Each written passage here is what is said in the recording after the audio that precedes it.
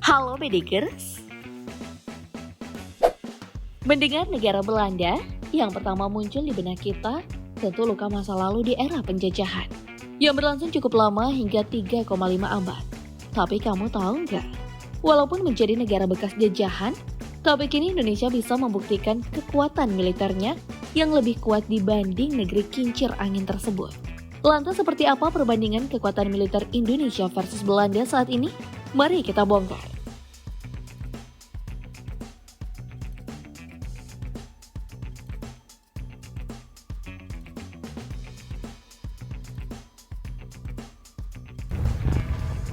Masa penjajahan Indonesia oleh Belanda merupakan bagian dari sejarah yang sering kita dengar dan pelajari.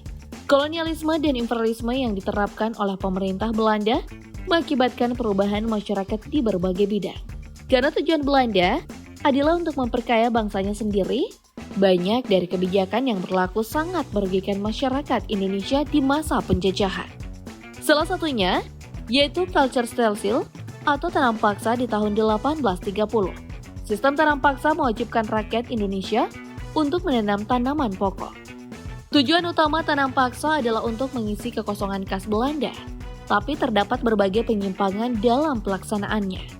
Tanah yang wajib diserahkan seharusnya hanya 1/5, tapi kenyataannya seluruh tanah wajib diserahkan. Tanah yang ditanami tanaman pun tetap dikenai pajak. Selain itu, rakyat yang tak memiliki tanah harus bekerja sepanjang tahun. Padahal, seharusnya mereka hanya perlu bekerja selama 66 hari dalam setahun. Kelebihan hasil panen pun tak dikembalikan ke rakyat. Terlebih, gagal panen ditanggung sendiri oleh petani. Meski begitu, ada beberapa dampak positif dari penjajahan yang dilakukan oleh Belanda. Pertama, di bidang perdagangan, aktivitas perdagangan di Indonesia semakin ramai. Masyarakat Indonesia jadi lebih mengetahui tata cara perdagangan. Pedagang pribumi juga dapat membangun kerjasama dengan negara lain. Masyarakat Indonesia juga dapat memperoleh informasi mengenai komoditas yang laku di pasaran. Sementara itu, di bidang pemerintahan, Belanda mengeluarkan kebijakan yang meliputi memperbaiki gaji pegawai, memberantas korupsi, membagi Pulau Jawa menjadi 9 daerah, merombak sistem pemerintahan feodal dan menjadikan Batavia sebagai pusat pemerintahan.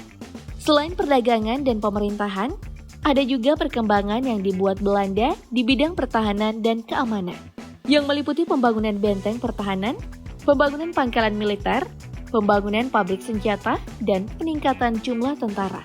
Lantas bagaimana perkembangan pertahanan militer Indonesia setelah 77 tahun merdeka dari penjajahan Kompeni Belanda?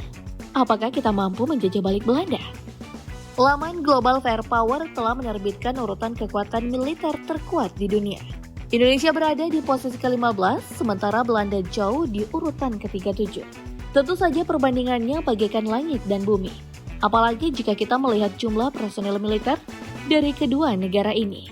Indonesia dengan total populasinya yang mencapai 275 juta jiwa penduduk, mempunyai prajurit militer aktif sebanyak 400.000 personil.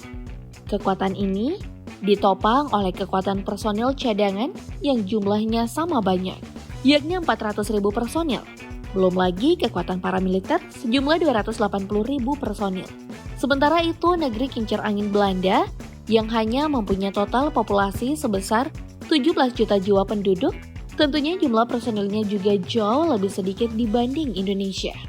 Total prajurit militer Belanda hanya 45.000 personil, yang terdiri dari 35.000 personil aktif, 5.000 personil cadangan, serta kekuatan paramiliter sebanyak 5.000 personil.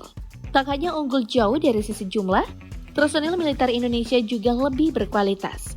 Hal ini terbukti dari prestasi yang ditorehkan militer kita di berbagai ajang internasional, serta latihan gabungan yang rutin dilaksanakan oleh TNI dan militer dari berbagai negara maju Eropa. Bukan cuma jumlah personel saja, dari segi angkatan laut, jumlah total armada tempur TNI AL ternyata lebih banyak dari angkatan laut kerajaan Belanda. Jumlah total armada tempur TNI AL yakni 296 unit, sedangkan angkatan laut Belanda hanya memiliki sekitar 61 unit armada tempur laut. Dalam situs Global Firepower, peringkat kekuatan laut Indonesia bahkan menempati urutan ke-6 dari 142 negara. Sedangkan Belanda berada di urutan ke-41. Wah, lumayan juga ya Bedikers. Secara rinci perbandingannya seperti berikut. Dari kapal perang utama, TNI AL memiliki 11 unit, sedangkan Belanda hanya memiliki 6 unit saja. Kapal selam TNI AL 4 unit versus kapal selam Angkatan Laut Belanda 4 unit. Kemudian kapal frigate TNI AL 7 unit versus kapal frigate Angkatan Laut Belanda 6 unit. Lalu dari kapal korvet diketahui jika Angkatan Laut Belanda tak memilikinya. Sedangkan Indonesia memiliki 24 unit. Dengan luas lautan yang berbeda, menyebabkan jumlah unit kapal patroli Indonesia lebih banyak dari Belanda, di mana TNI AL 181 unit kapal patroli versus Belanda 4 kapal patroli. Di masa penjajahan kita digempur habis-habisan oleh Belanda di ranah darat.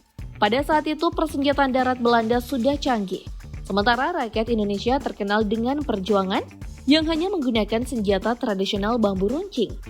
Tapi itu dulu. Ternyata Angkatan Darat Indonesia memiliki tank yang lebih banyak ketimbang Belanda. TNI AD memiliki 314 unit tank, dan Belanda hanya memiliki 18 unit tank. Artileri gerak Indonesia juga lebih banyak, yakni sejumlah 153 unit, dan Belanda sejumlah 57 unit. Lalu kendaraan lapis baja, TNI AD memiliki 1.444 unit, versus Belanda 2.806 unit.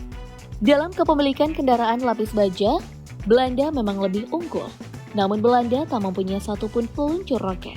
Sedangkan Indonesia memiliki 63 unit, kemudian Belanda memiliki artileri darat sebanyak 15 unit, sedangkan milik TNI AD sejumlah 413 unit.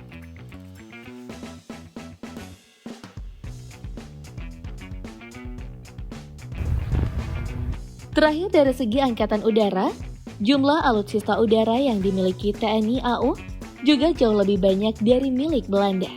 TNI AU memiliki 445 unit, sedangkan Belanda hanya memiliki 156 unit. Namun dari segi jet tempur, Belanda kalah tipis ketimbang Indonesia. TNI AU memiliki sekitar 41 unit jet tempur, sementara Belanda memiliki 40 unit. Pesawat serang khusus yang dimiliki Indonesia juga masih lebih banyak, yakni 23 berbanding 13 unit. Kemudian terkait pesawat angkut, Indonesia juga masih jauh lebih banyak, yakni 66 berbanding 4 unit.